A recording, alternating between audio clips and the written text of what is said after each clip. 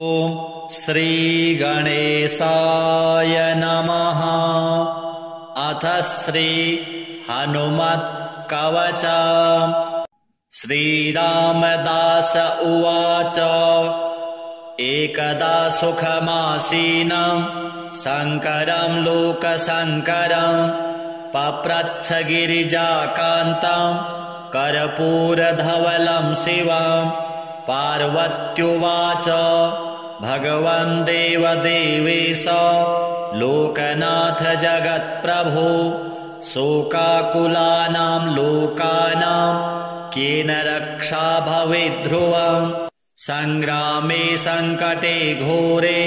भूतप्रेतादिके भये दुःखदावाग्निसन्तप्त चेतसां दुःखभागिनां। श्रीशिव उवाच शृणु देवि प्रवक्ष्यामि लोकानां हितकाम्यया। विभीषणाय रामेण प्रेम्णा दत्तं च यत्पुरा कवचं कपिनाथस्य वायुपुत्रस्य धीमतः। गुह्यं धत्ते प्रवक्ष्यामि विशेषात् शृणु सुन्दरि। उद्यदादित्यशङ्काशम् उदारभुजविक्रमं कन्दर्पकोटिलावण्यं सर्वविद्याविशारदं। श्रीरामहृदयानन्दं भक्तकल्पमहीरुहम् अभयं वरदं दोर्भ्यां कलये मारुतात्मजं। हनुमान् अञ्जनासूनुर् वायुपुत्रो महाबलः। रामेष्टः फाल्गुनसखः पिङ्गाक्षो मितविक्रमः। उदधिक्रमणश्चैव सीताशोकविनाशनः। लक्ष्मणप्राणदाता च दशग्रीवस्य दर्पः। एवं 12 नामानि कपीन्द्रस्य महात्मनः। स्वापकाले प्रबोधे च यात्राकाले च यः पठेत् तस्य सर्वभयं नास्ति रणे च विजयी भवेत्। राजद्वारे गहुवरे च भयं नास्ति कदाचन। उल्लङ्घ्य सिन्धो सलिलं सलीलं यः शोकवह्निं जनकात्मजायाः आदाय तेनेव ददाह लङ्कां नमामि तं प्राञ्जलिराञ्जनेयम्। ॐ नमो हनुमते सर्वग्रहान् भूतभविष्यवर्तमानान् समीपस्थान् सर्वकालदुष्टबुद्धिनुच्चाटय परबलान् क्षोभय मम सर्वकार्याणि साधय साधय। ॐ ह्रां ह्रौं ह्रूं फट् घे घे घे ॐ शिवसिद्धाम्। ॐ ह्रां ॐ ह्रीं ॐ ह्रूं ॐ ह्रैं ॐ ह्रौं ॐ ह्रः स्वाहा। परकृतयन्त्रमन्त्रतन्त्र परापकार भूतप्रेतपिशाच दृष्टिशवविघ्नदुर्जनचेष्टा कुविद्या सर्वोग्रभयानि निवारय निवारय। बन्ध बन्ध लुण्ठ लुण्ठ विलुञ्च विलुञ्च किलि किलि किलि सर्वकुयन्त्राणि दुष्टवाचं। ॐ फट् स्वाहा। ॐ अस्य श्री हनुमत्कवच स्तोत्रमन्त्रस्य श्रीरामचन्द्र ऋषिः श्री हनुमान् परमात्मा देवता अनुष्टुप् छन्दः मारुतात्मज इति बीजम् अञ्जनासूनुरिति शक्तिः लक्ष्मणप्राणदातेति कीलकम् रामदूता इति अस्त्रम् हनुमान् देवता इति कवचम् पिङ्गाक्षो मितविक्रम इति मन्त्रः। श्रीरामचन्द्र प्रेरणया रामचन्द्र प्रीत्यर्थं मम सकलकामना सिद्ध्यर्थं जपे विनियोगः। अथ अङ्गुलीन्यासः। ॐ ह्रां अञ्जनासुताय अङ्गुष्ठाभ्यां नमः। ॐ ह्रीं रुद्रमूर्तये तर्जनीभ्यां नमः। ॐ ह्रूं रामदूताय मध्यमाभ्यां नमः। ॐ ह्रीं वायुपुत्राय अनामिकाभ्यां नमः। ॐ ह्रौं अग्निगर्भाय कनिष्ठिकाभ्यां नमः। ॐ ह्रः ब्रह्मास्त्रनिवारणाय करतलकरपृष्ठाभ्यां नमः। अङ्गन्यासः ॐ ह्रां अञ्जनासुताय हृदयाय नमः। ॐ ह्रीं रुद्रमूर्तये शिरसे स्वाहा। ॐ ह्रौं रामदूताय शिखायै वखट्। ॐ ह्रैं वायुपुत्राय कवचाय हुं। ॐ ह्रौं अग्निगर्भाय नेत्रत्रयाय वखट्। ॐ ह्रः ब्रह्मास्त्रनिवारणाय अस्त्राय फट्। भूर्भुवः स्वरोमिति दिग्बन्धः। ध्यानं ध्यायेद्बालदिवाकरद्युतिनिभां देवारिदर्पापहं। देवेन्द्रप्रमुखं प्रशस्तयशसां देदीप्यमानं रुचा। सुग्रीवादिसमस्तवानरयुतं सुव्यक्ततत्त्वप्रियां संरक्तारुणलोचनं पवनजं पीताम्बरालङ्कृतम्। उद्यन्मार्तण्डकोटिप्रकटरुचियुतं चारुवीरासनस्थं मौञ्जीयज्ञोपवीताभरणरुचिशिखं शोभितं कुण्डलाङ्कं। भक्तानामिष्टदं तं प्रणतमुनिजनं वेदनाप्रमोदं। ध्यायेद्देवं विधेमं प्लगकुलपतिं गोष्पदीभूतवार्धिं। वज्राङ्गं पिङ्गकेशाढ्यं स्वर्णकुण्डलमण्डितं निगूढमुपसङ्गम्य पारावारपराक्रमं। स्फटिकाभं स्वर्णकान्तिं द्विभुजं च कृताञ्जलिं। कुण्डलद्वयसंशोभि मुखाम्भोजं हरिं भजे। सव्यहस्ते गदायुक्तं वामहस्ते कमण्डलम्। उद्यद्दक्षिणदोर्दण्डं हनुमन्तं विचिन्तयेत्। अथ मन्त्रः नमो हनुमते शोभिताननाय यशोऽलङ्कृताय अञ्जनीगर्भसम्भूताय रामलक्ष्मणानन्दकाय कपिसैन्यप्रकाशन पर्वतोत्पाटनाय सुग्रीवसाह्यकरण परोच्चाटन कुमार ब्रह्मचर्य गम्भीर शब्दोदयाय ह्रीं सर्वदुष्टग्रहनिवारणाय स्वाहा। ॐ नमो हनुमते एहि एहि सर्वग्रहभूतानां साकिनी डाकिनीनां विषमदुष्टानां सर्वेषाम् आकर्षय आकर्षय मर्दय मर्दय छेदय छेदय मर्त्यान् मारय मारय शोषय शोषय प्रज्वल प्रज्वल भूतमण्डल पिशाचमण्डल निरसनाय भूतज्वर प्रेतज्वर चातुर्थिकज्वर ब्रह्मराक्षस पिशाच छेदन क्रिया विष्णुज्वर महेशज्वरान् छिन्दि छिन्दि भिन्दि भिन्दि अक्षिशूले शिरोभ्यन्तरे ह्यक्षिशूले गुल्मशूले पित्तशूले ब्रह्मराक्षसकुल प्रबलनागकुल विषं निर्विषं कुरु झटिति झटिति। ॐ ह्रीं फट् घे घे स्वाहा। ॐ नमो हनुमते पवनपुत्र वैश्वानरमुख पापदृष्टि हनुमते को आज्ञाफुरे स्वाहा। स्वगृहे द्वारे पटके तिष्ठ तिष्ठेति तत्र रोगभयं राजकुलभयं नास्ति।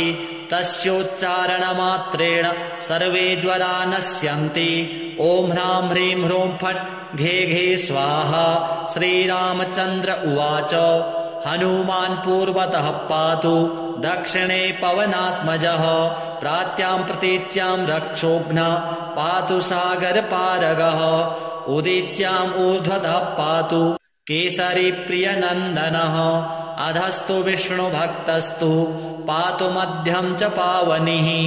लङ्काविदाहकः पातु सर्वापद्भ्यो निरन्तरं सुग्रीवसचिवः पातु मस्तकं वायुनन्दनः भालं पातु महावीरो भ्रुवो मध्ये निरन्तरं नेत्रे छायापहारी च पातु नः प्लवगेश्वरः कपोले कर्णमूले च पातु श्रीरामकिङ्करः नासाग्रमञ्जनासूनुः पातु वक्त्रं हरीश्वरः वाचं रुद्रप्रियः पातु जिह्वां पिङ्गललोचनः पातु देवः फाल्गुनेष्टः चिबुकं दैत्यदर्पः पातु कण्ठं च दैत्यारिः स्कन्धौ पातु सुरार्चितः भुजौ पातु महातेजः करौ च चरणायुधः नखान्नखायुधः पातु कुक्षौ पातु कपीश्वरः वक्षो मुद्रापहारी च पातु पार्श्वे भुजायुधः लङ्काविभञ्जनः पातु पृष्ठदेशे निरन्तरं नाभिं च रामदूतस्तु कटिं पात्वनिलात्मजः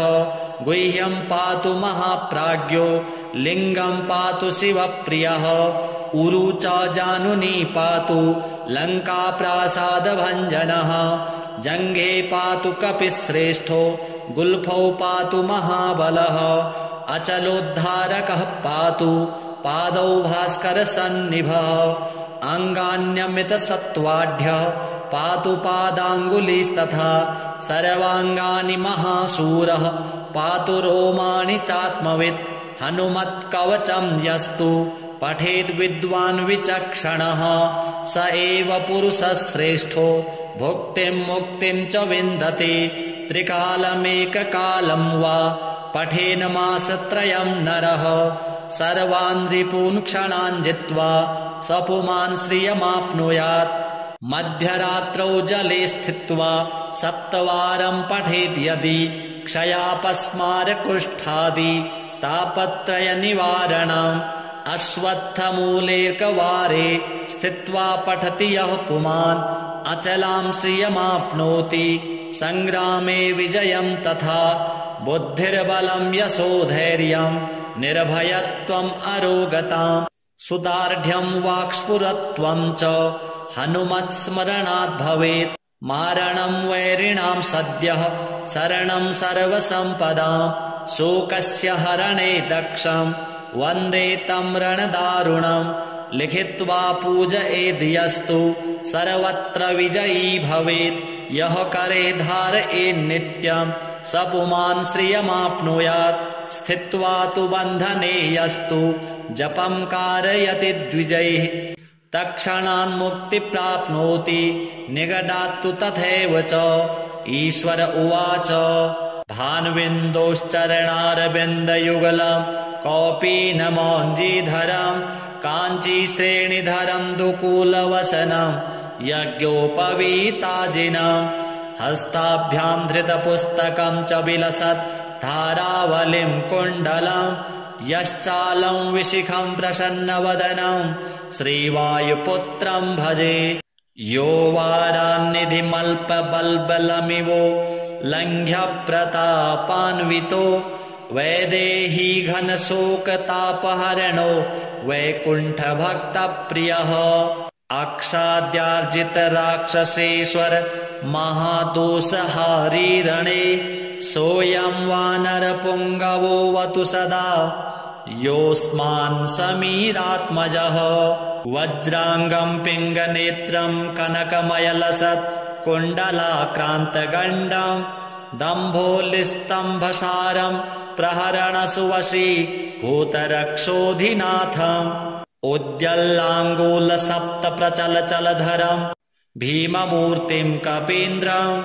ध्यायेत्तं रामचन्द्रं भ्रमरदृढकरं सत्त्वसारं प्रसन्नं वज्राङ्गं पिङ्गनेत्रं कनकमयलसत् कुण्डलैः शोभनीयं सर्वापीड्यादिनाथं करतलविधृतं पूर्णकुम्भं दृढं वा भक्तानामिष्टकारं विदधति च सदा सुप्रसन्नं हरांसं त्रैलोक्यत्रातु कामं सकलभुवि गतं रामदूतं नमामि वामे करे वैरिभिदं वहन्तं शैलं परं शृङ्खलहारकण्ठं दधानमाच्छाद्य सुपर्णवर्णं भजे ज्वलत्कुण्डलमाञ्जनेयं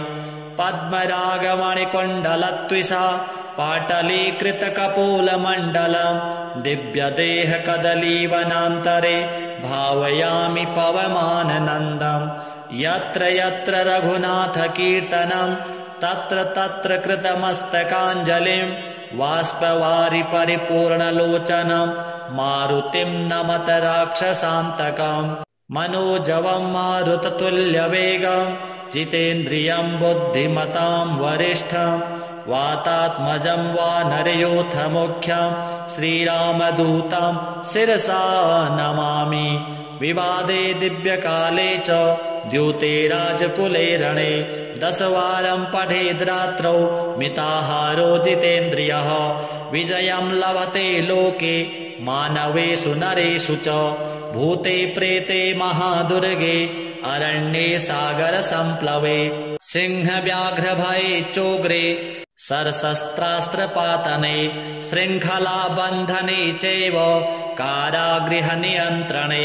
कोपे स्तम्भे वहनि चक्रे क्षेत्रे घोरेषु दारुणे शोके महारणे चैव ब्रह्मग्रहनिवारणं सर्वदा तु पठे नित्यं जयमाप्नोति निश्चितं भूर्जे वा वसने रक्ते क्षौमे वा तालपत्रके त्रिगन्धिना वा मस्या वा विलिख्य धारयेन्नरः 75लोहैर्वा गोपितः सर्वतः शुभं करे कट्यां बाहुमूले कण्ठे शिरसि धारितं सर्वान् कामान् वाप्नोति सत्यं श्रीरामभासितम् अपराजित नमस्तेस्तु नमस्ते रामपूजित प्रस्थानं च करिष्यामि सिद्धिर्भवतु मे सदा इत्युक्त्वा यो व्रजेत् ग्रामं देशं तीर्थान्तरं रणम् आगमिष्यति शीघ्रं स क्षेमरूपो गृहं पुनः इति वदति विशेषाद् राघवे राक्षसेन्द्रः प्रमुदितवरचित्तो रावणस्यानुजो हि रघुवरपदपद्मं वन्दयामास भूय कुलसहित कृतार्थ सर्मदं मन्यमानः तं वेदशास्त्रपरिनिष्ठितशुद्धबुद्धिं शर्मप्रदं सुरमुनीन्द्रनुतं कपीन्द्रं कृष्णत्वचं कनकपिङ्गजटाकलापं व्यासं नमामि शिरसा तिलकं मुनीनां य इदं प्रातरुत्थाय पठेत कवचं सदा आयु आरोग्य सन्तानैस्तस्य स्तव्यस्तवो भवेत् एवं गिरीन्द्रजे श्रीमद् हनुमत्कवचं शुभं त्वया पृष्टं मया प्रीत्या विस्तराद्विनिवेदितं श्रीरामदास उवाच एवं शिवमुखात् श्रुत्वा पार्वती कवचं शुभं हनुमतः सदा भक्त्या पपाठ तन्मनः सदा एवं शिष्य त्वयाप्यत्र यथा पृष्टं तथा मया हनुमत्कवचं चेदं तवाग्रे विनिवेदितम् इदं पूर्वं पठित्वा तु रामस्य कवचं ततः पठनीयं नरैर्भक्त्या नैकमेव पठेत् कदा हनुमत्कवचं चात्र श्रीरामकवचं विना ये पठन्ति नराश्चात्र पठनं तद्वृथा भवेत् तस्मात् सर्वैः पठनीयं सर्वदा कवचद्वयं रामस्य वायुपुत्रस्य सद्भक्तैश्च विशेषतः श्रीहनुमद्देवार्पणमस्तु एकदा सुखमासीनं शङ्करं लोकशङ्करं पप्रच्छ गिरिजाकान्तं कर्पूरधवलं शिवं पार्वत्युवाच भगवन् देवदेवेश लोकनाथ जगत्प्रभो शोकाकुलानां लोकानां केन रक्षा भवेत् ध्रुवं संग्रामे संकटे घोरे भूतप्रेतादिके भये दुःखदावाग्निसन्तप्त चेतसां दुःखभागिनां श्रीशिव उवाच शृणु देवि प्रवक्ष्यामि लोकानां हितकाम्यया विभीषणाय रामेण प्रेम्णा दत्तं च यत्पुरा कवचं कपिनाथस्य वायुपुत्रस्य धीमतः गुह्यं धत्ते प्रवक्ष्यामि विशेषात् शृणु सुन्दरी उद्यदादित्यशङ्काशम् उदारभुजविक्रमं कन्दर्पकोटिलावण्यं सर्वविद्याविशारदं श्रीरामहृदयानन्दं भक्तकल्पमहीरुहम् अभयं वरदं दोर्भ्यां कलये मारुतात्मजां हनुमान् अञ्जनासूनुर्वायुपुत्रो महाबलः रामेष्टः फाल्गुनसखः पिङ्गाक्षो मितविक्रमः उदधिक्रमणश्चैव सीताशोकविनाशनः लक्ष्मणप्राणदाता च दशग्रीवस्य दर्पः एवं 12 नामानि कपीन्द्रस्य महात्मनः स्वापकाले प्रबोधे च यात्राकाले च यः पठेत् तस्य सर्वभयं नास्ति रणे च विजयी भवेत् राजद्वारे गहुवरे च भयं नास्ति कदाचन उल्लङ्घ्य सिन्धो सलिलं सलीलं यः शोकवह्निं जनकात्मजायाः आदाय तेनेव ददाह लङ्कां नमामि तं प्राञ्जलिराञ्जनेयम् ॐ नमो हनुमते सर्वग्रहान् भूतभविष्यवर्तमानान् समीपस्थान् सर्वकालदुष्टबुद्धिनुच्चाटय परबलान् क्षोभय मम सर्वकार्याणि साधय साधय ॐ ह्रां ह्रौं ह्रूं फट् घे घे घे ॐ शिवसिद्धाम् ॐ ह्रां ॐ ह्रीं ॐ ह्रूं ॐ ह्रैं ॐ ह्रौं ॐ ह्रः स्वाहा परकृतयन्त्रमन्त्रतन्त्र परापकार भूतप्रेतपिशाच दृष्टिशवविघ्नदुर्जनचेष्टा कुविद्या सर्वोग्रभयानि निवारय निवारय बन्ध बन्ध लुण्ठ लुण्ठ विलुञ्च विलुञ्च किलि किलि किलि सर्वकुयन्त्राणि दुष्टवाचम् ॐ फट् स्वाहा ॐ अस्य श्री हनुमत्कवचस्तोत्रमन्त्रस्य श्रीरामचन्द्र ऋषिः श्री हनुमान् परमात्मा देवता अनुष्टुप् छन्दः मारुतात्मज इति बीजम् अञ्जनासूनुरिति शक्तिः लक्ष्मणप्राणदातेति कीलकम् रामदूता इति अस्त्रम् हनुमान् देवता इति कवचम् पिङ्गाक्षो मितविक्रम इति मन्त्रः श्रीरामचन्द्र प्रेरणया रामचन्द्र प्रीत्यर्थं मम सकलकामना सिद्ध्यर्थं जपे विनियोगः अथ अङ्गुलीन्यासः ॐ ह्रां अञ्जनासुताय अङ्गुष्ठाभ्यां नमः ॐ ह्रीं रुद्रमूर्तये तर्जनीभ्यां नमः ॐ ह्रूं रामदूताय मध्यमाभ्यां नमः ॐ ह्रीं वायुपुत्राय अनामिकाभ्यां नमः ॐ ह्रौं अग्निगर्भाय कनिष्ठिकाभ्यां नमः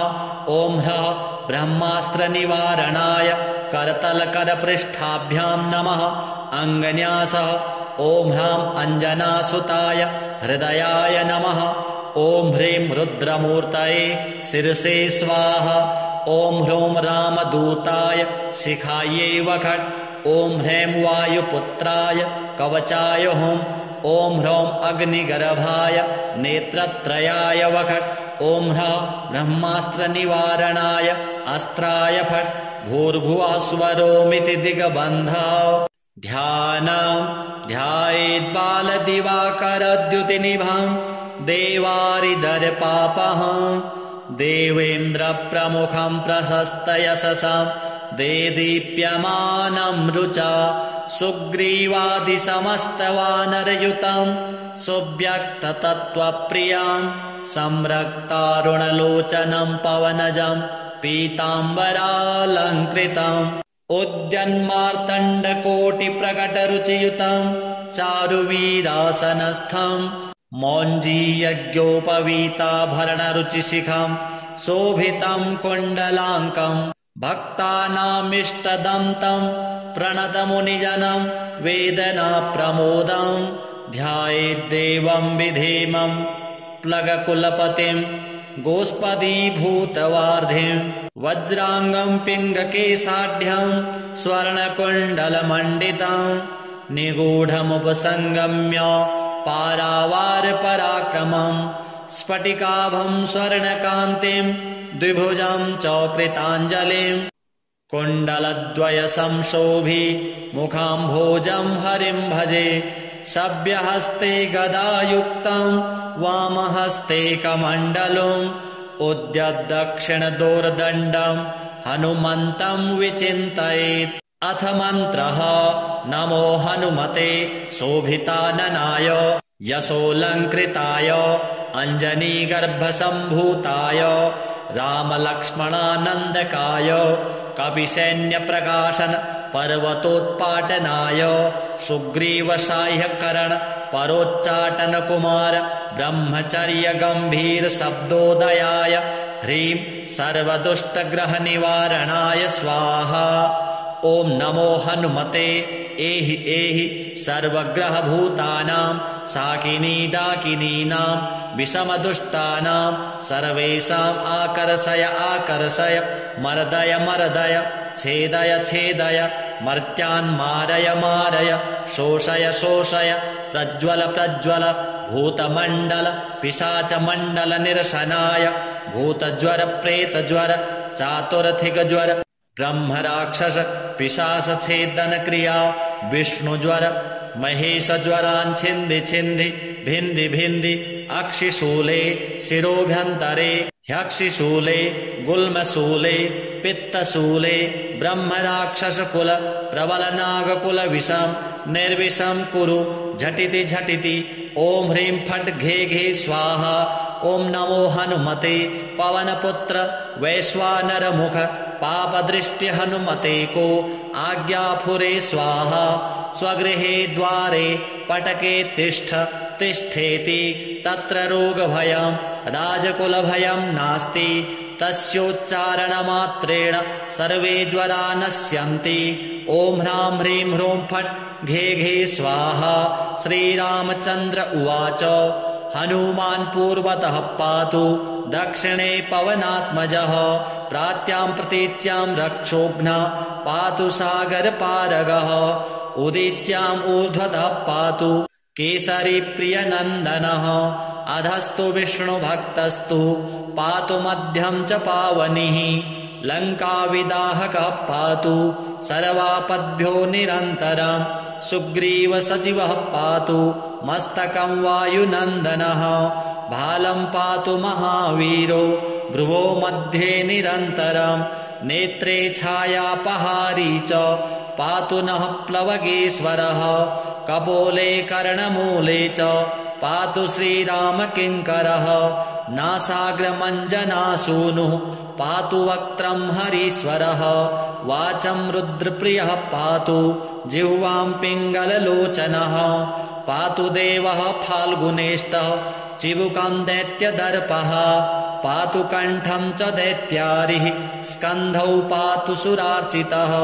भुजौ पातु महातेजः करौ च चरणायुधः नखान्नखायुधः पातु कुक्षौ पातु कपीश्वरः वक्षो मुद्रापहारी च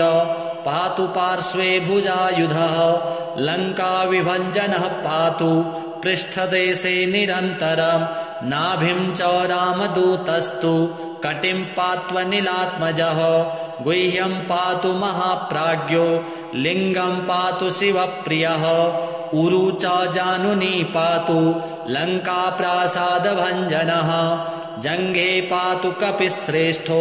गुल्फौ पातु महाबलः अचलोद्धारकः पातु पादौ भास्करसन्निभः अङ्गान्यमितसत्त्वाढ्यः पातु पादाङ्गुलीस्तथा सर्वाङ्गानि महाशूरः पातु रोमाणि चात्मवित् हनुमत्कवचं यस्तु पठेद् विद्वान् विचक्षणः स एव पुरुषश्रेष्ठो भुक्तिं मुक्तिं च विन्दति त्रिकालमेककालं वा पठेन मासत्रयं नरः सर्वान् रिपून् क्षणान् जित्वा सपुमान् श्रियमाप्नुयात् मध्यरात्रौ जले स्थित्वा सप्तवारं पठेद् यदि क्षयापस्मारकुष्ठादि तापत्रयनिवारणम् अश्वत्थमूलेकवारे स्थित्वा पठति यः पुमान् अचलां श्रियमाप्नोति संग्रामे विजयं तथा बुद्धिर्बलं यशोधैर्यं निर्भयत्वम् अरोगताम् सुदार्ढ्यं वाक्स्फुरत्वं च हनुमत्स्मरणात् भवेत् मारणं वैरिणां सद्यः शरणं सर्वसम्पदां शोकस्य हरणे दक्षं वन्दे तं रणदारुणं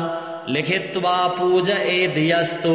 सर्वत्र विजयी भवेत् यः करे धारयेन्नित्यं स पुमान् श्रियमाप्नुयात् स्थित्वा तु बन्धने यस्तु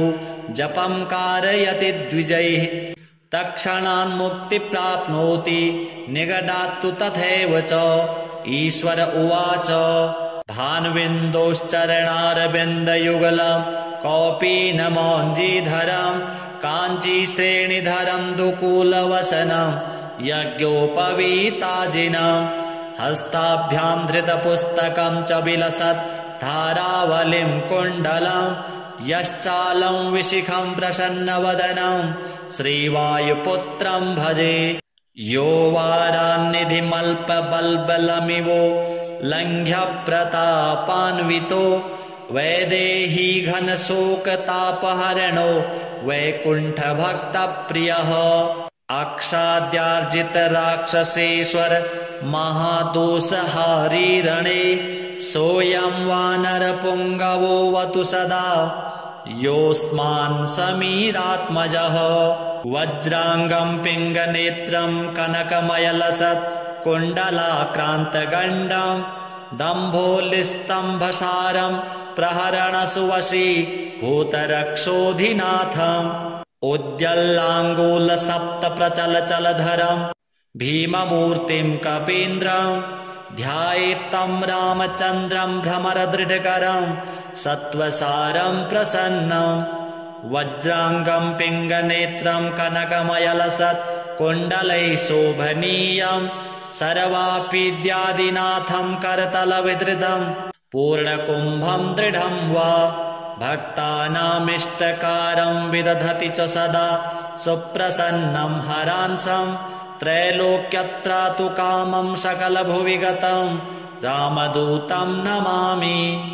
वामे करे वैरिभिदं वहन्तं शैलं परं शृङ्खलहारकण्ठं दधानमाच्छाद्य सुपर्णवर्णं भजे ज्वलत्कुण्डलमाञ्जनेयं पद्मरागमणिकुण्डलत्विषा पाटलीकृतकपोलमण्डलं दिव्यदेहकदलीवनान्तरे भावयामि पवमाननन्दं यत्र यत्र रघुनाथकीर्तनं तत्र तत्र कृतमस्तकाञ्जलिं वाष्पवारि परिपूर्णलोचनं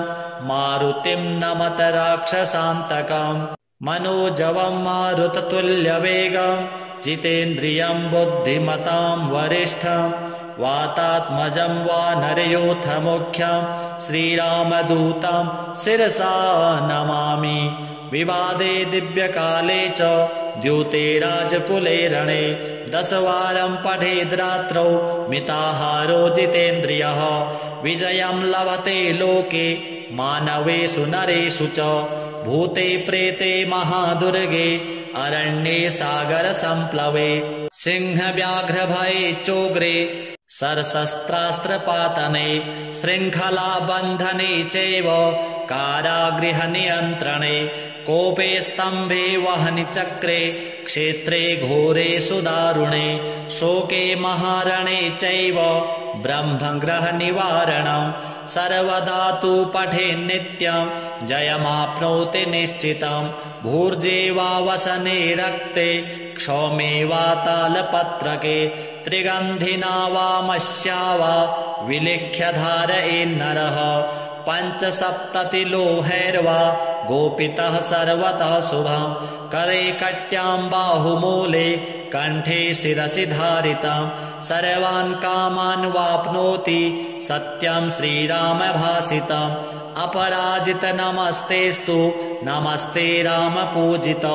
प्रस्थानं च करिष्यामि सिद्धिर्भवतु मे सदा इत्युक्त्वा यो व्रजेत् ग्रामं देशं तीर्थान्तरं रणम् आगमिष्यति शीघ्रं स क्षेमरूपो गृहं पुनः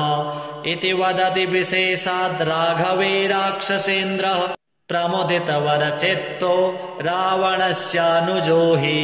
रघुवरपदपद्मं वन्दयामास भूयः कुलसहितकृतार्थः सर्वदं मन्यमानः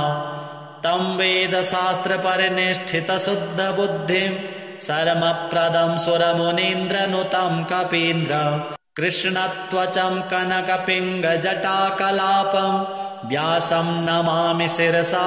तिलकं मुनीनां य इदं प्रातरुत्थाय पठेत् कवचं सदा आयु आरोग्य सन्तानैस्तस्य स्तव्यस्तवो भवेत् एवं गिरीन्द्रजे श्रीमत् हनुमत्कवचं शुभं त्वया पृष्टं मया प्रीत्या विस्तराद्विनिवेदितं श्रीरामदास उवाच एवं शिवमुखात् श्रुत्वा पार्वती कवचं शुभं हनुमतः सदा भक्त्या पपाठ तन्मनः सदा एवं शिष्य त्वयाप्यत्र यथा पृष्टं तथा मया हनुमत्कवचं चेदं तवाग्रे विनिवेदितम् इदं पूर्वं पठित्वा तु रामस्य कवचं ततः पठनीयं नरैर्भक्त्या नैकमेव पठेत् कदा हनुमत्कवचं चात्र श्रीरामकवचं विना ये पठन्ति नराश्चात्र पठनं तद्वृथा भवेत् तस्मात् सर्वैः पठनीयं सर्वदा कवचद्वयं रामस्य वायुपुत्रस्य सद्भक्तैश्च विशेषतः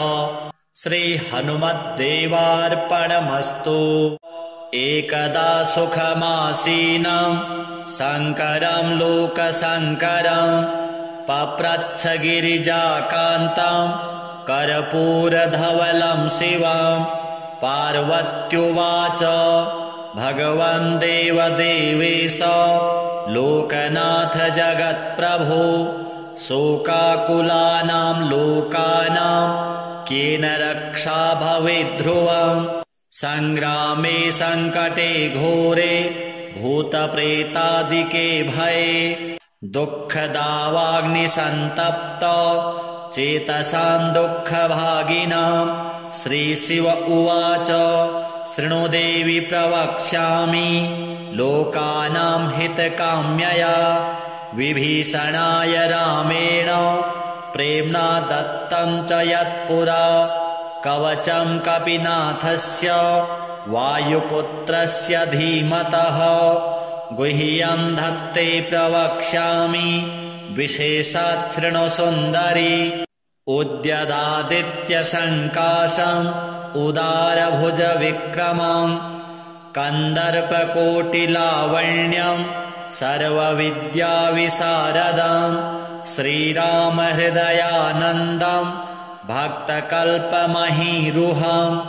अभयं वरदं दोर्भ्यां कलये मारुतात्मजं हनुमान् अञ्जनासूनुर्वायुपुत्रो महाबलः रामेष्टः फाल्गुनसखः पिङ्गाक्षो मितविक्रमः उदधिक्रमणश्चैव सीताशोकविनाशनः लक्ष्मणप्राणदाता च दशग्रीवस्य दर्पः एवं 12 नामानि कपीन्द्रस्य महात्मनः स्वापकाले प्रबोधे च यात्राकाले च यः पठेत् तस्य सर्वभयं नास्ति रणे च विजयी भवेत् राजद्वारे गहुवरे च भयं नास्ति कदाचन उल्लङ्घ्य सिन्धो सलिलं सलीलं यः शोकवह्निं जनकात्मजायाः आदाय तेनेव ददाह लङ्कां नमामि तं प्राञ्जलिराञ्जनेयम् ॐ नमो हनुमते सर्वग्रहान् भूतभविष्यवर्तमानान् समीपस्थान् सर्वकालदुष्टबुद्धिनुच्चाटय परबलान् क्षोभय मम सर्वकार्याणि साधय साधय। ॐ ह्रां ह्रौं ह्रूं फट् घे घे घे ॐ शिवसिद्धाम्। ॐ ह्रां ॐ ह्रीं ॐ ह्रूं ॐ ह्रैं ॐ ह्रौं ॐ ह्रः स्वाहा। परकृतयन्त्रमन्त्रतन्त्र परापकार भूतप्रेतपिशाच दृष्टिशवविघ्नदुर्जनचेष्टा कुविद्या सर्वोग्रभयानि निवारय निवारय। बन्ध बन्ध लुण्ठ लुण्ठ विलुञ्च विलुञ्च किलि किलि किलि सर्वकुयन्त्राणि दुष्टवाचम्। ॐ फट् स्वाहा। ॐ अस्य श्री हनुमत्कवच स्तोत्रमन्त्रस्य श्रीरामचन्द्र ऋषिः श्री हनुमान् परमात्मा देवता अनुष्टुप् छन्दः मारुतात्मज इति बीजम् अञ्जनासूनुरिति शक्तिः लक्ष्मणप्राणदातेति कीलकम् रामदूतायेति अस्त्रम् हनुमान् देवता इति कवचम् पिङ्गाक्षोमितविक्रम इति मन्त्रः श्रीरामचन्द्र प्रेरणया रामचन्द्र प्रीत्यर्थम् मम सकलकामना सिद्ध्यर्थम् जपे विनियोगः। अथ अङ्गुलीन्यासः। ॐ ह्रां अञ्जनासुताय अङ्गुष्ठाभ्यां नमः। ॐ ह्रीं रुद्रमूर्तये तर्जनीभ्यां नमः। ॐ ह्रूं रामदूताय मध्यमाभ्यां नमः। ॐ ह्रीं वायुपुत्राय अनामिकाभ्यां नमः। ॐ ह्रौं अग्निगर्भाय कनिष्ठिकाभ्यां नमः। ॐ ह्रः ब्रह्मास्त्रनिवारणाय करतलकरपृष्ठाभ्यां नमः। अङ्गन्यासः। ॐ ह्रां अञ्जनासुताय हृदयाय नमः। ॐ ह्रीं रुद्रमूर्तये शिरसे स्वाहा। ॐ ह्रूं रामदूताय शिखायै वखट्। ॐ ह्रीं वायुपुत्राय कवचाय हुम्। ॐ ह्रौं अग्निगर्भाय नेत्रत्रयाय वखट्। ॐ ह्रः ब्रह्मास्त्रनिवारणाय अस्त्राय फट्। भूर्भुवस्वरोमिति दिग्बन्धः। ध्यानं ध्यायेद्बालदिवाकरद्युतिनिभां देवारिदर्पापहम् देवेन्द्रप्रमुखं प्रशस्तयशसं देदीप्यमानं रुचा सुग्रीवादिसमस्तवानरयुतं सुव्यक्ततत्त्वप्रियां संरक्तारुणलोचनं पवनजं पीताम्बरालङ्कृतम् उद्यन्मार्तण्डकोटिप्रकटरुचियुतं चारुवीरासनस्थं मौञ्जीयज्ञोपवीताभरणरुचिशिखं शोभितं कुण्डलाङ्कं भक्तानामिष्टदं तं प्रणतमुनिजनं वेदनाप्रमोदं ध्यायेद्देवं विधेमं प्लगकुलपतिं गोष्पदीभूतवार्धिं वज्राङ्गं पिङ्गकेशाढ्यं स्वर्णकुण्डलमण्डितं निगूढमुपसङ्गम्य पारावारपराक्रमं स्फटिकाभं स्वर्णकान्तिं द्विभुजं च कृताञ्जलिं कुण्डलद्वयसंशोभि मुखाम्भोजं हरिं भजे सव्यहस्ते गदायुक्तं वामहस्ते कमण्डलम् उद्यद्दक्षिणदोर्दण्डं हनुमन्तं विचिन्तयेत्। अथ मन्त्रः नमो हनुमते शोभिताननाय यशोऽलङ्कृताय अञ्जनीगर्भसम्भूताय रामलक्ष्मणानन्दकाय कपिसैन्यप्रकाशन पर्वतोत्पाटनाय सुग्रीवसाह्यकरण परोच्चाटनकुमार ब्रह्मचर्य गम्भीर शब्दोदयाय ह्रीं सर्वदुष्टग्रहनिवारणाय स्वाहा। ॐ नमो हनुमते एहि एहि सर्वग्रहभूतानां साकिनी डाकिनीनां विषमदुष्टानां सर्वेषाम् आकर्षय आकर्षय मर्दय मर्दय छेदय छेदय मर्त्यान् मारय मारय शोषय शोषय प्रज्वल प्रज्वल भूतमण्डल पिशाचमण्डल निरशनाय भूतज्वर प्रेतज्वर चातुर्थिकज्वर ब्रह्मराक्षस पिशाचछेदनक्रिया विष्णुज्वर महेशज्वरान् छिन्दि छिन्दि भिन्दि भिन्दि अक्षिशूले शिरोभ्यन्तरे ह्यक्षिशूले गुल्मशूले पित्तशूले ब्रह्मराक्षसकुल प्रबलनागकुल विषं निर्विषं कुरु झटिति झटिति। ॐ ह्रीं फट् घे घे स्वाहा। ॐ नमो हनुमते पवनपुत्र वैश्वानरमुख पापदृष्टि हनुमते को आज्ञाफुरे स्वाहा। स्वगृहे द्वारे पटके तिष्ठ तिष्ठेति तत्र रोगभयं राजकुलभयं नास्ति तस्योच्चारणमात्रेण सर्वे ज्वरा नश्यन्ति। ॐ ह्रां ह्रीं ह्रूं फट् घे घे स्वाहा। श्रीरामचन्द्र उवाच हनुमान् पूर्वतः पातु दक्षिणे पवनात्मजः प्राच्यां प्रतीच्यां रक्षोघ्नः पातु सागरपारगः उदीच्याम् ऊर्ध्वतः पातु केसरी प्रियनन्दनः अधस्तु विष्णुभक्तस्तु पातु मध्यं च पावनिः लङ्काविदाहकः पातु सर्वापद्भ्यो निरन्तरं सुग्रीवसचिवः पातु मस्तकं वायुनन्दनः भालं पातु महावीरो भ्रुवो मध्ये निरन्तरं नेत्रे छायापहारी च पातु नः प्लवगेश्वरः कपोले कर्णमूले च पातु श्रीरामकिङ्करः नासाग्रमञ्जनासूनुः पातु वक्त्रं हरीश्वरः वाचं रुद्रप्रियः पातु जिह्वां पिङ्गललोचनः पातु देवः फाल्गुनेष्टः चिबुकं दैत्यदर्पः पातु कण्ठं च दैत्यारिः स्कन्धौ पातु सुरार्चितः भुजौ पातु महातेजः करौ च चरणायुधः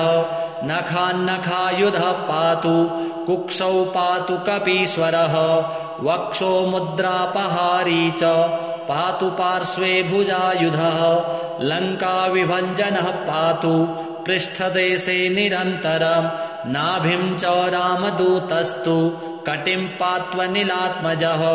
गुह्यं पातु महाप्राज्ञो लिङ्गं पातु शिवप्रियः उरु च जानुनी पातु लङ्काप्रासादभञ्जनः जङ्घे पातु कपिश्रेष्ठो गुल्फौ पातु महाबलः अचलोद्धारकः पातु पादौ भास्करसन्निभः अङ्गान्यमितसत्त्वाढ्यः पातु पादाङ्गुलीस्तथा सर्वाङ्गानि महाशूरः पातु रोमाणि चात्मवित् हनुमत्कवचं यस्तु पठेद् विद्वान् विचक्षणः स एव पुरुषश्रेष्ठो भुक्तिं मुक्तिं च विन्दति त्रिकालमेककालं वा पठेन मासत्रयं नरः सर्वान् रिपून् क्षणान् जित्वा सपुमान् श्रियमाप्नुयात् मध्यरात्रौ जले स्थित्वा सप्तवारं पठेद् यदि क्षयापस्मारकुष्ठादि तापत्रयनिवारणम् अश्वत्थमूलेकवारे स्थित्वा पठति यः पुमान् अचलां श्रियमाप्नोति संग्रामे विजयं तथा बुद्धिर्बलं यशोधैर्यं निर्भयत्वम् अरोगतां सुदार्ढ्यं वाक्स्फुरत्वं च हनुमत्स्मरणात् भवेत् मारणं वैरिणां सद्यः शरणं सर्वसम्पदां शोकस्य हरणे दक्षं वन्दे तं रणदारुणं लिखित्वा पूजयेद्यस्तु सर्वत्र विजयी भवेत् यः करे धारयेन्नित्यं स पुमान् श्रियमाप्नुयात् स्थित्वा तु बन्धने यस्तु जपं कारयति द्विजैः तत्क्षणान् मुक्ति प्राप्नोति निगडात्तु तथैव च। ईश्वर उवाच भान्विन्दोश्चरणारविन्दयुगलं कौपीनमौञ्जीधरं काञ्चीश्रेणिधरं दुकूलवसनं यज्ञोपवीताजिनं हस्ताभ्यां धृतपुस्तकं च विलसत् धारावलिं कुण्डलं यश्चालं विशिखं प्रसन्नवदनं श्रीवायुपुत्रं भजे यो वारान्निधिमल्पबल्बलमिवो लङ्घ्य प्रतापान्वितो वैदेही घनशोकतापहरणो वैकुण्ठभक्तप्रियः अक्षाद्यार्जित राक्षसेश्वर महादोषहारी रणे सोऽयं वानरपुङ्गवो वतु सदा योऽस्मान् समीरात्मजः वज्राङ्गं पिङ्गनेत्रं कनकमयलसत् कुण्डलाक्रान्तगण्डं दम्भोलिस्तम्भसारं प्रहरणसुवशी भूतरक्षोधिनाथम् उद्यल्लाङ्गूलसप्तप्रचलचलधरं भीममूर्तिं कपीन्द्रं ध्यायेत्तं रामचन्द्रं भ्रमरदृढकरं सत्त्वसारं प्रसन्नं वज्राङ्गं पिङ्गनेत्रं कनकमयलसत् कुण्डलैः शोभनीयं सर्वापीड्यादिनाथं करतलविधृतं पूर्णकुम्भं दृढं वा भक्तानामिष्टकारं विदधति च सदा सुप्रसन्नं हरांसं त्रैलोक्यत्रातु कामं सकलभुवि गतं रामदूतं नमामि वामे करे वैरिभिदं वहन्तं शैलं परं शृङ्खलहारकण्ठं दधानमाच्छाद्य सुपर्णवर्णं भजे ज्वलत्कुण्डलमाञ्जनेयं पद्मरागमणिकुण्डलत्विषा पाटलीकृतकपोलमण्डलं दिव्यदेहकदलीवनान्तरे भावयामि पवमाननन्दं यत्र यत्र रघुनाथकीर्तनं तत्र तत्र कृतमस्तकाञ्जलिं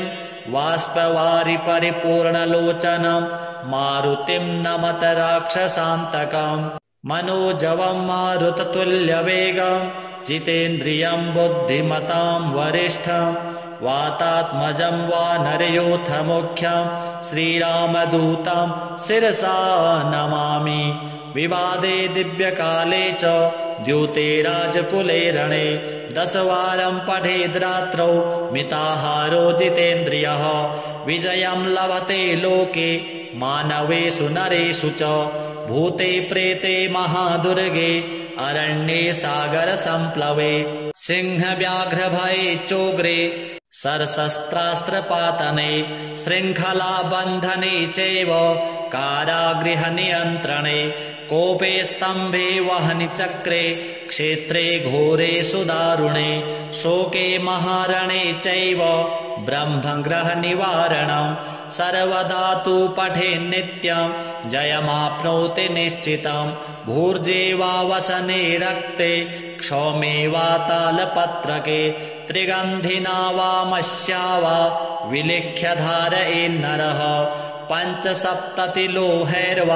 गोपितः सर्वतः शुभं करे कट्यां बाहुमूले कण्ठे शिरसि धारितं सर्वान् कामान् वाप्नोति सत्यं श्रीरामभासितम् अपराजित नमस्तेस्तु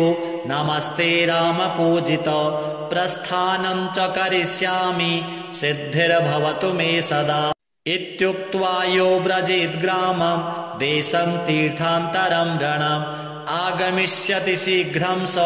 क्षेमरूपो गृहं पुनः इति वदति विशेषाद् राघवे राक्षसेन्द्रः प्रमुदितवरचित्तो रावणस्यानुजो हि रघुवरपदपद्मं वन्दयामास भूयः कुलसहित कृतार्थ सर्मदं मन्यमानः तं वेदशास्त्रपरिनिष्ठितशुद्धबुद्धिं शर्मप्रदं सुरमुनीन्द्रनुतं कपीन्द्रं कृष्णत्वचं कनकपिङ्गजटाकलापं व्यासं नमामि शिरसा तिलकं मुनीनां य इदं प्रातरुत्थाय पठेत कवचं सदा आयु आरोग्य सन्तानैस्तस्य स्तव्यस्तवो भवेत् एवं गिरीन्द्रजे श्रीमद् हनुमत्कवचं शुभं त्वया पृष्टं मया प्रीत्या विस्तराद्विनिवेदितं श्रीरामदास उवाच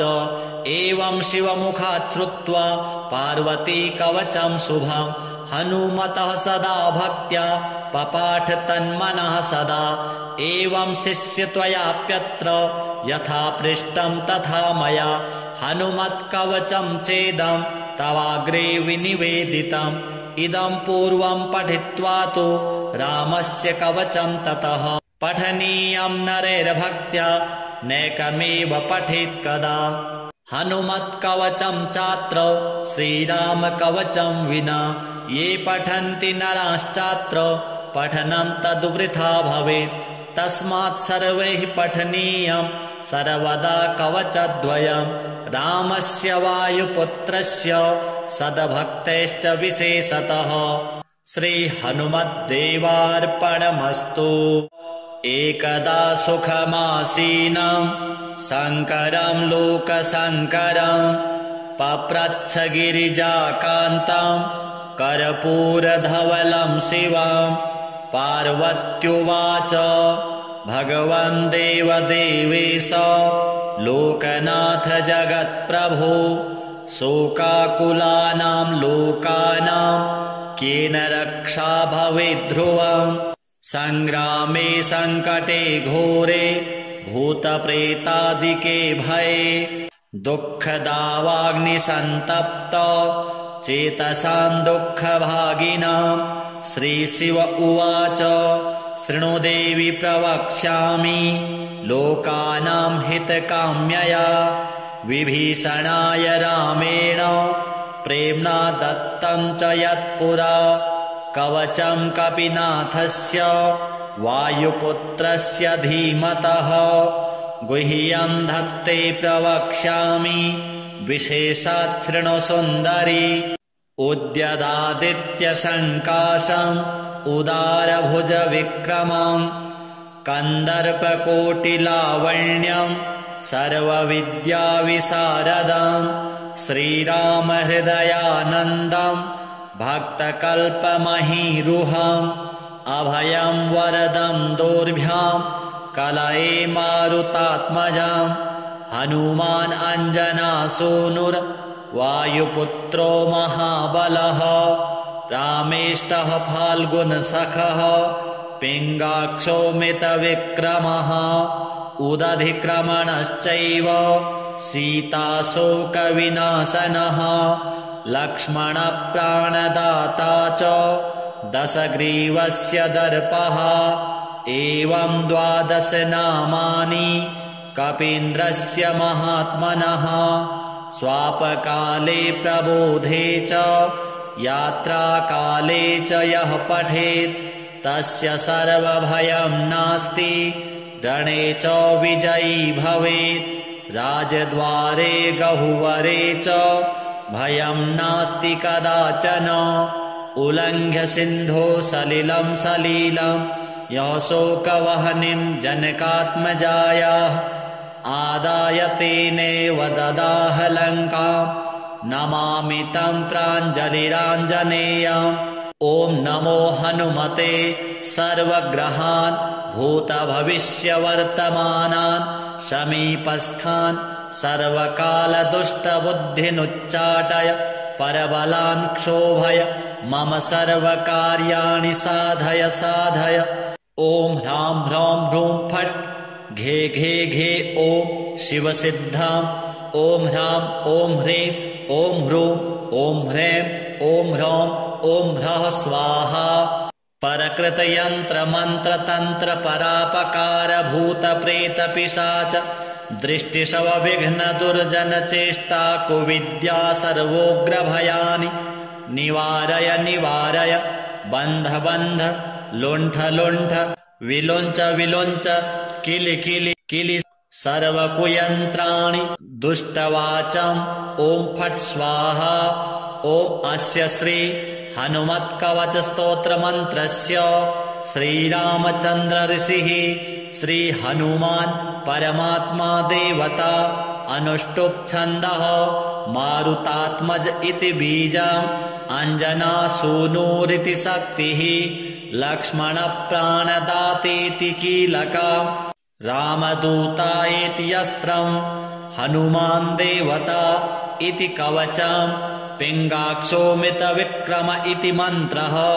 श्रीरामचन्द्र प्रेरणया रामचन्द्र प्रीत्यर्थं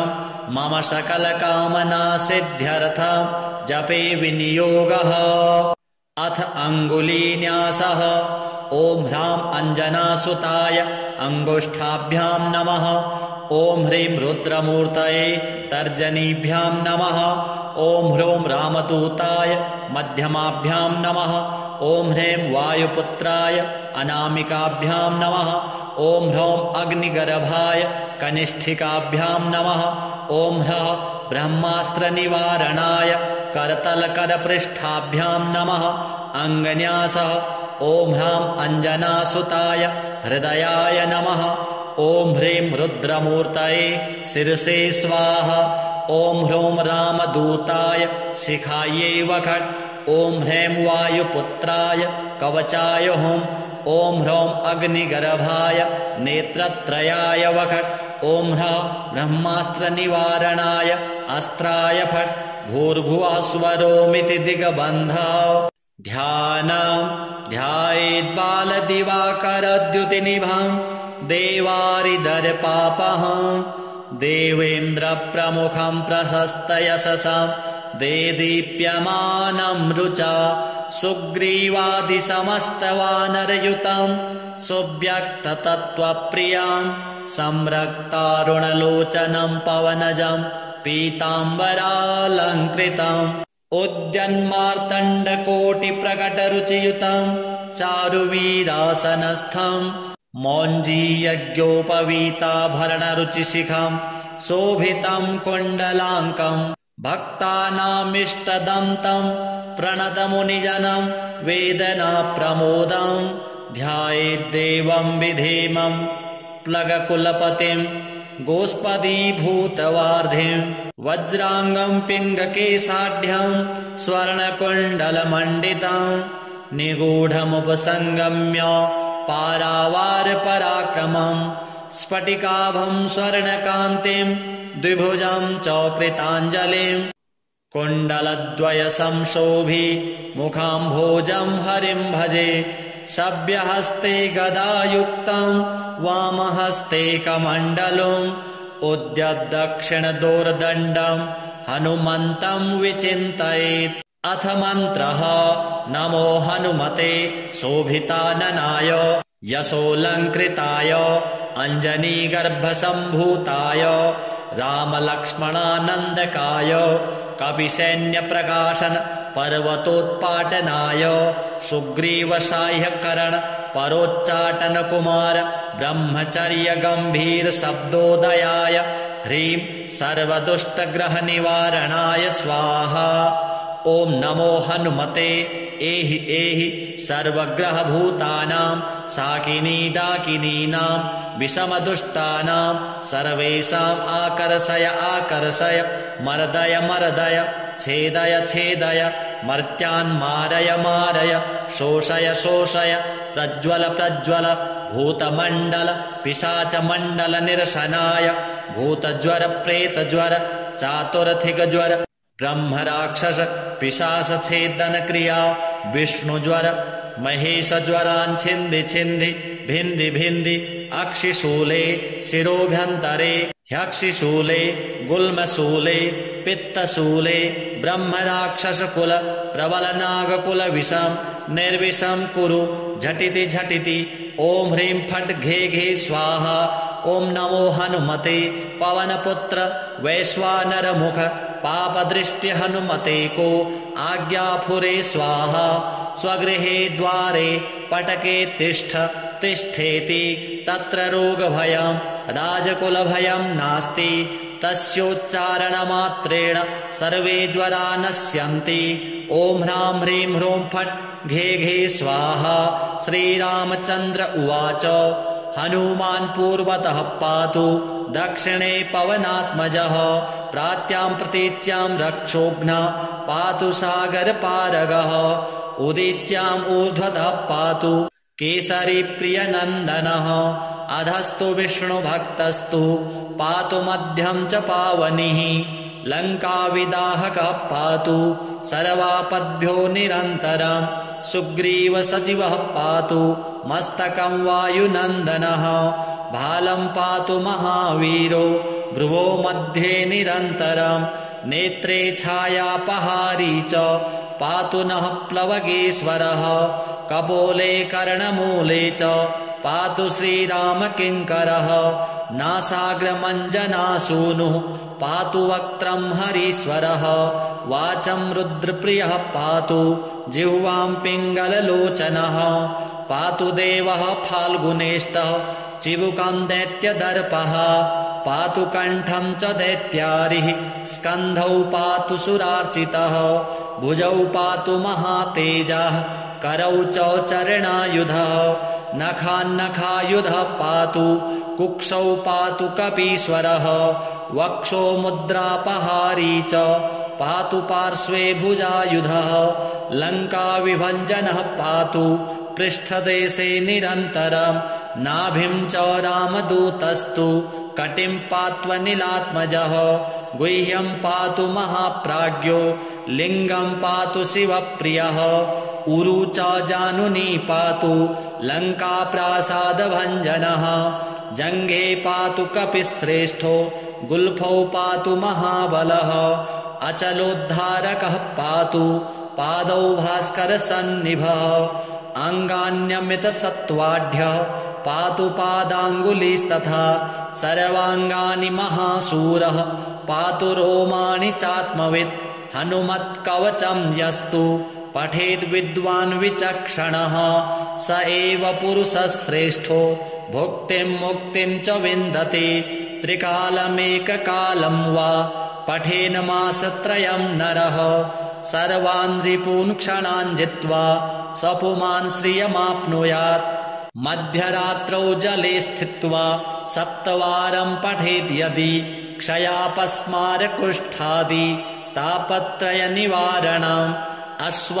अश्वत्थमूलेकवारे स्थित्वा पठति यः पुमान् अचलां श्रियमाप्नोति संग्रामे विजयं तथा बुद्धिर्बलं यशोधैर्यं निर्भयत्वम् अरोगताम् सुदार्ढ्यं वाक्स्फुरत्वं च हनुमत्स्मरणात् भवेत् मारणं वैरिणां सद्यः शरणं सर्वसम्पदां शोकस्य हरणे दक्षं वन्दे तं रणदारुणं लिखित्वा पूजयेद्यस्तु सर्वत्र विजयी भवेत् यः करे धारयेन्नित्यं स पुमान् श्रियमाप्नुयात् स्थित्वा तु बन्धने यस्तु जपं कारयति द्विजैः तत्क्षणान् मुक्तिप्राप्नोति निगडात्तु तथैव च ईश्वर उवाच भान्विन्दोश्चरणारविन्दयुगलं कौपीनमौञ्जीधरं काञ्चीश्रेणिधरं दुकूलवसनं यज्ञोपवीताजिनं हस्ताभ्यां धृतपुस्तकं च विलसत् धारावलिं कुण्डलं यश्चालं विशिखं प्रसन्नवदनं श्रीवायुपुत्रं भजे यो वारान्निधिमल्पबल्बलमिवो लङ्घ्य प्रतापान्वितो वैदेही घनशोकतापहरणो वैकुण्ठभक्तप्रियः अक्षाद्यार्जितराक्षसेश्वर महादोषहारी रणे सोऽयं वानरपुङ्गवोऽवतु सदा योऽस्मान् समीरात्मजः वज्राङ्गं पिङ्गनेत्रं कनकमयलसत् कुण्डलाक्रान्तगण्डं दम्भोलिस्तम्भसारं प्रहरणसुवशी भूतरक्षोधिनाथम् उद्यल्लाङ्गूलसप्तप्रचलचलधरं भीममूर्तिं कपीन्द्रं ध्यायेत्तं रामचन्द्रं भ्रमरदृढकरं सत्त्वसारं प्रसन्नं वज्राङ्गं पिङ्गनेत्रं कनकमयलसत् कुण्डलैः शोभनीयं सर्वापीड्यादिनाथं करतलविधृतं पूर्णकुम्भं दृढं वा भक्तानामिष्टकारं विदधति च सदा सुप्रसन्नं हरांसं त्रैलोक्यत्रातु कामं सकलभुवि गतं रामदूतं नमामि वामे करे वैरिभिदं वहन्तं शैलं परं शृङ्खलहारकण्ठं दधानमाच्छाद्य सुपर्णवर्णं भजे ज्वलत्कुण्डलमाञ्जनेयं पद्मरागमणिकुण्डलत्विषा पाटलीकृतकपोलमण्डलं दिव्यदेहकदलीवनान्तरे भावयामि पवमाननन्दं यत्र यत्र रघुनाथकीर्तनं तत्र तत्र कृतमस्तकाञ्जलिं वाष्पवारि परिपूर्णलोचनं मारुतिं नमत राक्षसान्तकं मनोजवं मारुततुल्यवेगं जितेन्द्रियं बुद्धिमतां वरिष्ठं वातात्मजं वानरयोथमुख्यं श्रीरामदूतं शिरसा नमामि विवादे दिव्यकाले च द्यूते राजकुले रणे दशवारं पठेद्रात्रौ मिताहारो जितेन्द्रियः विजयं लभते लोके मानवेषु नरेषु च भूते प्रेते महादुर्गे अरण्ये सागर संप्लवे सिंहव्याघ्रभये चोग्रे सरशस्त्रास्त्रपातने शृङ्खलाबन्धने चैव कारागृहनियन्त्रणे कोपे स्तम्भे वहनि चक्रे क्षेत्रे घोरेषु दारुणे शोके महारणे चैव ब्रह्मग्रहनिवारणं सर्वदा तु पठे नित्यं जयमाप्नोति निश्चितं भूर्जेवा वसने रक्ते क्षौमे वा तालपत्रके त्रिगन्धिना वा मस्या वा विलिख्य धारयेन्नरः पञ्चसप्ततिलोहैर्वा गोपितः सर्वतः शुभं करे कट्यां बाहुमूले कण्ठे शिरसि धारितं सर्वान् कामान् वाप्नोति सत्यं श्रीरामभासितम् अपराजित नमस्तेस्तु नमस्ते रामपूजित प्रस्थानं च करिष्यामि सिद्धिर्भवतु मे सदा इत्युक्त्वा यो व्रजेद्ग्रामं देशं तीर्थान्तरं रणम् आगमिष्यति शीघ्रं स क्षेमरूपो गृहं पुनः इति वदति विशेषाद् राघवे राक्षसेन्द्रः प्रमुदितवरचित्तो रावणस्यानुजो हि रघुवरपदपद्मं वन्दयामास भूय कुलसहितकृतार्थः सर्वदं मन्यमानः तं वेदशास्त्रपरिनिष्ठितशुद्धबुद्धिं शर्मप्रदं सुरमुनीन्द्रनुतं कपीन्द्रं कृष्णत्वचं कनकपिङ्गजटाकलापं व्यासं नमामि शिरसा तिलकं मुनीनां य इदं प्रातरुत्थाय पठेत कवचं सदा आयु आरोग्य सन्तानैस्तस्य स्तव्यस्तवो भवेत् एवं गिरीन्द्रजे श्रीमद् हनुमत्कवचं शुभं त्वया पृष्टं मया प्रीत्या विस्तराद्विनिवेदितं श्रीरामदास उवाच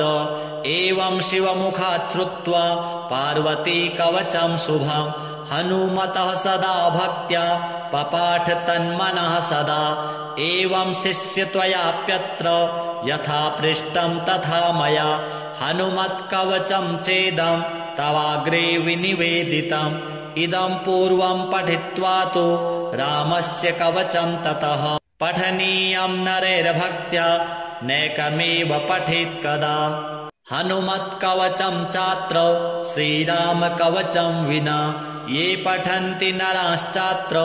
पठनं तद्वृथा भवेत् तस्मात् सर्वैः पठनीयं सर्वदा कवचद्वयं रामस्य वायुपुत्रस्य सद्भक्तैश्च विशेषतः श्रीहनुमद्देवार्पणमस्तु एकदा सुखमासीनं शङ्करं लोकशङ्करं पप्रच्छ गिरिजाकान्तं कर्पूरधवलं शिवं पार्वत्युवाच भगवन् देवदेवेश लोकनाथ जगत्प्रभो शोकाकुलानां लोकानां केन रक्षा भवेत् ध्रुवं संग्रामे संकटे घोरे भूतप्रेतादिके भये दुःखदावाग्निसन्तप्त चेतसां दुःखभागिनां श्रीशिव उवाच शृणु देवि प्रवक्ष्यामि लोकानां हितकाम्यया विभीषणाय रामेण प्रेम्णा दत्तं च यत्पुरा कवचं कपिनाथस्य वायुपुत्रस्य धीमतः गुह्यं धत्ते प्रवक्ष्यामि विशेषात् शृणु सुन्दरी उद्यदादित्यशङ्काशम् उदारभुजविक्रमं कन्दर्पकोटिलावण्यं सर्वविद्याविशारदं श्रीरामहृदयानन्दं भक्तकल्पमहीरुहम् अभयं वरदं दोर्भ्यां कलये मारुतात्मजं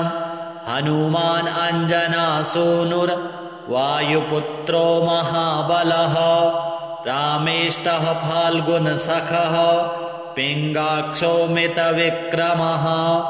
उदधिक्रमणश्चैव सीताशोकविनाशनः लक्ष्मणप्राणदाता च दशग्रीवस्य दर्पः एवं 12 नामानि कपीन्द्रस्य महात्मनः स्वापकाले प्रबोधे च यात्राकाले च यः पठेत् तस्य सर्वभयं नास्ति रणे च विजयी भवेत् राजद्वारे गहुवरे च भयं नास्ति कदाचन उल्लङ्घ्य सिन्धो सलिलं सलीलं यः शोकवह्निं जनकात्मजायाः आदाय तेनेव ददाह लङ्कां नमामि तं प्राञ्जलिराञ्जनेयम् ॐ नमो हनुमते सर्वग्रहान् भूतभविष्यवर्तमानान् समीपस्थान् सर्वकालदुष्टबुद्धिनुच्चाटय परबलान् क्षोभय मम सर्वकार्याणि साधय साधय ॐ ह्रां ह्रौं ह्रूं फट् घे घे घे ॐ शिवसिद्धाम् ॐ ह्रां ॐ ह्रीं ॐ ह्रूं ॐ ह्रैं ॐ ह्रौं ॐ ह्रः स्वाहा परकृतयन्त्रमन्त्रतन्त्र परापकार भूतप्रेतपिशाच दृष्टिशवविघ्नदुर्जनचेष्टा कुविद्या सर्वोग्रभयानि निवारय निवारय बन्ध बन्ध लुण्ठ लुण्ठ विलुञ्च विलुञ्च किलि किलि किलि सर्वकुयन्त्राणि दुष्टवाचम् ॐ फट् स्वाहा ॐ अस्य श्री हनुमत्कवच स्तोत्रमन्त्रस्य श्रीरामचन्द्र ऋषिः श्री हनुमान् परमात्मा देवता अनुष्टुप् छन्दः मारुतात्मज इति बीजम् अञ्जनासूनुरिति शक्तिः लक्ष्मणप्राणदातेति कीलकम् रामदूता इति अस्त्रम् हनुमान् देवता इति कवचम् पिङ्गाक्षो मितविक्रम इति मन्त्रः श्रीरामचन्द्र प्रेरणया रामचन्द्र प्रीत्यर्थं मम सकलकामना सिद्ध्यर्थं जपे विनियोगः अथ अङ्गुलीन्यासः ॐ ह्रां अञ्जनासुताय अङ्गुष्ठाभ्यां नमः ॐ ह्रीं रुद्रमूर्तये तर्जनीभ्यां नमः ॐ ह्रूं रामदूताय मध्यमाभ्यां नमः ॐ ह्रीं वायुपुत्राय अनामिकाभ्यां नमः ॐ ह्रौं अग्निगर्भाय कनिष्ठिकाभ्यां नमः ॐ ह्रः ब्रह्मास्त्रनिवारणाय करतलकरपृष्ठाभ्यां नमः अङ्गन्यासः ॐ ह्रां अञ्जनासुताय हृदयाय नमः ॐ ह्रीं रुद्रमूर्तये शिरसे स्वाहा ॐ ह्रूं रामदूताय शिखायै वखट् ॐ ह्रीं वायुपुत्राय कवचाय हुं ॐ ह्रौं अग्निगर्भाय नेत्रत्रयाय वखट् ॐ ह्रः ब्रह्मास्त्रनिवारणाय अस्त्राय फट् भूर्भुवः स्वरोमिति दिग्बन्धः ध्यानं ध्यायेद्बालदिवाकरद्युतिनिभां देवारिदर्पापहं देवेन्द्रप्रमुखं प्रशस्तयशसं देदीप्यमानं रुचा सुग्रीवादिसमस्तवानरयुतं सुव्यक्ततत्त्वप्रियां संरक्तारुणलोचनं पवनजं पीताम्बरालङ्कृतम् उद्यन्मार्तण्डकोटिप्रकटरुचियुतं चारुवीरासनस्थं मौञ्जीयज्ञोपवीताभरणरुचिशिखं शोभितं कुण्डलाङ्कं भक्तानामिष्टदं तं प्रणतमुनिजनं वेदनाप्रमोदं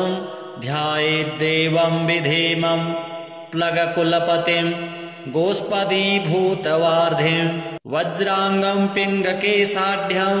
स्वर्णकुण्डलमण्डितं निगूढमुपसङ्गम्य पारावारपराक्रमं स्फटिकाभं स्वर्णकान्तिं द्विभुजं च कृताञ्जलिं कुण्डलद्वयसंशोभि मुखाम्भोजं हरिं भजे सव्यहस्ते गदायुक्तं वामहस्ते कमण्डलम् उद्यद्दक्षिणदोर्दण्डं हनुमन्तं विचिन्तयेत् अथ मन्त्रः नमो हनुमते शोभिताननाय यशोऽलङ्कृताय अञ्जनीगर्भसम्भूताय रामलक्ष्मणानन्दकाय कपिसैन्यप्रकाशन पर्वतोत्पाटनाय सुग्रीवसाह्यकरण परोच्चाटन कुमार ब्रह्मचर्य गंभीर शब्दोदयाय ह्रीं सर्वदुष्टग्रह निवारणाय स्वाहा। ओम नमो हनुमते एहि एहि सर्वग्रहभूतानां साकिनी डाकिनीनां विषमदुष्टानां सर्वेषाम् आकर्षय आकर्षय मर्दय मर्दय छेदय छेदय मर्त्यान् मारय मारय शोषय शोषय प्रज्वल प्रज्वल भूतमण्डल पिशाचमण्डल निरसनाय भूतज्वर प्रेतज्वर चातुर्थिकज्वर ब्रह्मराक्षस पिशाच छेदन क्रिया विष्णुज्वर महेशज्वरान् छिन्दि छिन्दि भिन्दि भिन्दि अक्षिशूले शिरोभ्यन्तरे ह्यक्षिशूले गुल्मशूले पित्तशूले ब्रह्मराक्षसकुल प्रबलनागकुल विषं निर्विषं कुरु झटिति झटिति। ओम ह्रीं फट् घे घे स्वाहा। ओम नमो हनुमते पवनपुत्र वैश्वानरमुख पापदृष्टि हनुमते को आज्ञाफुरे स्वाहा। स्वगृहे द्वारे पटके तिष्ठ तिष्ठेति तत्र रोगभयं राजकुलभयं नास्ति तस्योच्चारणमात्रेण सर्वे ज्वरा नश्यन्ति। ओम ह्रां ह्रीं ह्रूं फट् घे घे स्वाहा। श्रीरामचन्द्र उवाच हनुमान् पूर्वतः पातु दक्षिणे पवनात्मजः प्रात्यां प्रतीच्यां रक्षोघ्ना पातु सागरपारगः उदीच्याम् ऊर्ध्वतः पातु केसरी प्रियनन्दनः अधस्तु विष्णुभक्तस्तु पातु मध्यं च पावनिः लङ्काविदाहकः पातु सर्वापद्भ्यो निरन्तरं सुग्रीवसचिवः पातु मस्तकं वायुनन्दनः भालं पातु महावीरो भ्रुवो मध्ये निरन्तरं नेत्रे छायापहारी च पातु नः प्लवगेश्वरः कपोले कर्णमूले च पातु श्रीरामकिङ्करः नासाग्रमञ्जनासूनुः पातु वक्त्रं हरीश्वरः वाचं रुद्रप्रियः पातु जिह्वां पिङ्गललोचनः पातु देवः फाल्गुनेष्टः चिबुकं दैत्यदर्पः पातु कण्ठं च दैत्यारिः स्कन्धौ पातु सुरार्चितः भुजौ पातु महातेजः करौ च चरणायुधः नखान्नखायुधः पातु कुक्षौ पातु कपीश्वरः वक्षो मुद्रापहारी च पातु पार्श्वे भुजायुधः लङ्काविभञ्जनः पातु पृष्ठदेशे निरन्तरं नाभिं च रामदूतस्तु कटिं पात्वनिलात्मजः गुह्यं पातु महाप्राज्ञो लिङ्गं पातु शिवप्रियः उरु च जानुनी पातु लङ्काप्रासादभञ्जनः जङ्घे पातु कपिश्रेष्ठो गुल्फौ पातु महाबलः अचलोद्धारकः पातु पादौ भास्करसन्निभः अङ्गान्यमितसत्त्वाढ्यः पातु पादाङ्गुलीस्तथा सर्वाङ्गानि महाशूरः पातु रोमाणि चात्मवित् हनुमत्कवचं यस्तु पठेद् विद्वान् विचक्षणः स एव पुरुषश्रेष्ठो भुक्तिं मुक्तिं च विन्दते त्रिकालमेककालं वा पठेन् मासत्रयं नरः सर्वान् रिपून् क्षणान् जित्वा स्वपुमान् श्रियमाप्नुयात् मध्यरात्रौ जले स्थित्वा सप्तवारं पठेद् यदि क्षयापस्मारकुष्ठादि तापत्रयनिवारणम् अश्वत्थमूलेकवारे स्थित्वा पठति यः पुमान् अचलां श्रियमाप्नोति संग्रामे विजयं तथा बुद्धिर्बलं यशोधैर्यं निर्भयत्वम् अरोगताम् सुदार्ढ्यं वाक्स्फुरत्वं च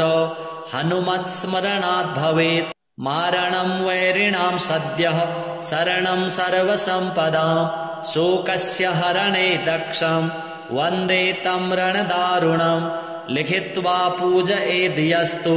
सर्वत्र विजयी भवेत् यः करे धारयेन्नित्यं स पुमान् श्रियमाप्नुयात् स्थित्वा तु बन्धने यस्तु जपं कारयति द्विजैः तत्क्षणान् मुक्तिप्राप्नोति निगडात्तु तथैव च ईश्वर उवाच भान्विन्दोश्चरणारविन्दयुगलं कौपीनमौञ्जीधरं काञ्चीश्रेणिधरं दुकूलवसनं यज्ञोपवीताजिनं हस्ताभ्यां धृतपुस्तकं च विलसत् धारावलिं कुण्डलं यश्चालं विशिखं प्रसन्नवदनं श्रीवायुपुत्रं भजे यो वारान्निधिमल्पबल्बलमिवो लङ्घ्य प्रतापान्वितो वैदेही घनशोकतापहरणो वैकुण्ठभक्तप्रियः अक्षाद्यार्जितराक्षसेश्वर महादोषहारी रणे सोऽयं वानरपुङ्गवोऽवतु सदा योऽस्मान् समीरात्मजः वज्राङ्गं पिङ्गनेत्रं कनकमयलसत् कुण्डलाक्रान्तगण्डं दम्भोलिस्तम्भसारं प्रहरणसुवशी भूतरक्षोधिनाथम् उद्यल्लाङ्गूलसप्तप्रचलचलधरं भीममूर्तिं कपीन्द्रं ध्यायेत्तं रामचन्द्रं भ्रमरदृढकरं सत्त्वसारं प्रसन्नं वज्राङ्गं पिङ्गनेत्रं कनकमयलसत् कुण्डलैः शोभनीयं सर्वापीड्यादिनाथं करतलविधृतं पूर्णकुम्भं दृढं वा भक्तानामिष्टकारं विदधति च सदा सुप्रसन्नं हरांसं त्रैलोक्यत्रातु कामं सकलभुवि गतं रामदूतं नमामि वामे करे वैरिभिदं वहन्तं शैलं परं शृङ्खलहारकण्ठं दधानमाच्छाद्य सुपर्णवर्णं भजे ज्वलत्कुण्डलमाञ्जनेयं पद्मरागमणिकुण्डलत्विषा पाटलीकृतकपोलमण्डलं दिव्यदेहकदलीवनान्तरे भावयामि पवमाननन्दं यत्र यत्र रघुनाथकीर्तनं तत्र तत्र कृतमस्तकाञ्जलिं वाष्पवारि परिपूर्णलोचनं मारुतिं नमत राक्षसान्तकं मनोजवं मारुततुल्यवेगं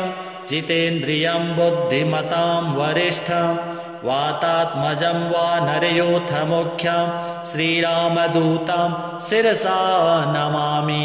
विवादे दिव्यकाले च द्यूते राजकुले रणे 10 वारं पठेद्रात्रौ मिताहारो जितेन्द्रियः विजयं लभते लोके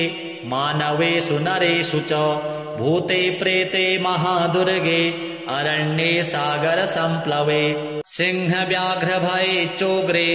शरशस्त्रास्त्रपातने शृङ्खलाबन्धने चैव कारागृहनियन्त्रणे कोपे स्तम्भे वहनि चक्रे क्षेत्रे घोरे सुदारुणे शोके महारणे चैव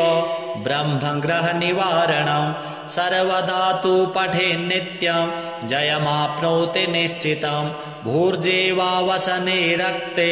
क्षौमे वा तालपत्रके त्रिगन्धिना वा मस्या वा विलिख्य धारयेन्नरः पञ्चसप्ततिलोहैर्वा गोपितः सर्वतः शुभं करे कट्यां बाहुमूले कण्ठे शिरसि धारितं सर्वान् कामान् वाप्नोति सत्यं श्रीरामभासितम् अपराजित नमस्तेस्तु नमस्ते रामपूजित प्रस्थानं च करिष्यामि सिद्धिर्भवतु मे सदा इत्युक्त्वा यो व्रजेत् ग्रामं देशं तीर्थान्तरं रणम् आगमिष्यति शीघ्रं स क्षेमरूपो गृहं पुनः इति वदति विशेषाद् राघवे राक्षसेन्द्रः प्रमुदितवरचित्तो रावणस्यानुजो हि रघुवरपदपद्मं वन्दयामास भूयः कुलसहितकृतार्थः सर्वदं मन्यमानः तं वेदशास्त्रपरिनिष्ठितशुद्धबुद्धिं सर्मप्रदं सुरमुनीन्द्रनुतं कपीन्द्रं कृष्णत्वचं कनकपिङ्गजटाकलापं व्यासं नमामि शिरसा तिलकं मुनीनां य इदं प्रातरुत्थाय पठेत कवचं सदा आयु आरोग्य सन्तानैस्तस्य स्तव्यस्तवो भवेत् एवं गिरीन्द्रजे श्रीमद् हनुमत् कवचं शुभं त्वया पृष्टं मया प्रीत्या विस्तराद् विनिवेदितं श्रीरामदास उवाच एवं शिवमुखात् श्रुत्वा पार्वती कवचं शुभं हनुमतः सदा भक्त्या पपाठ तन्मनः सदा एवं शिष्य त्वयाप्यत्र यथा पृष्टं तथा मया हनुमत् कवचं चेदं तवाग्रे विनिवेदितम् इदं पूर्वं पठित्वा तु रामस्य कवचं ततः पठनीयं नरैर्भक्त्या नैकमेव पठेत् कदा हनुमत् कवचं चात्र श्रीराम कवचं विना ये पठन्ति नराश्चात्र पठनं तद्वृथा भवेत् तस्मात् सर्वैः पठनीयं सर्वदा कवचद्वयं रामस्य वायुपुत्रस्य सद्भक्तैश्च विशेषतः श्रीहनुमद्देवार्पणमस्तु।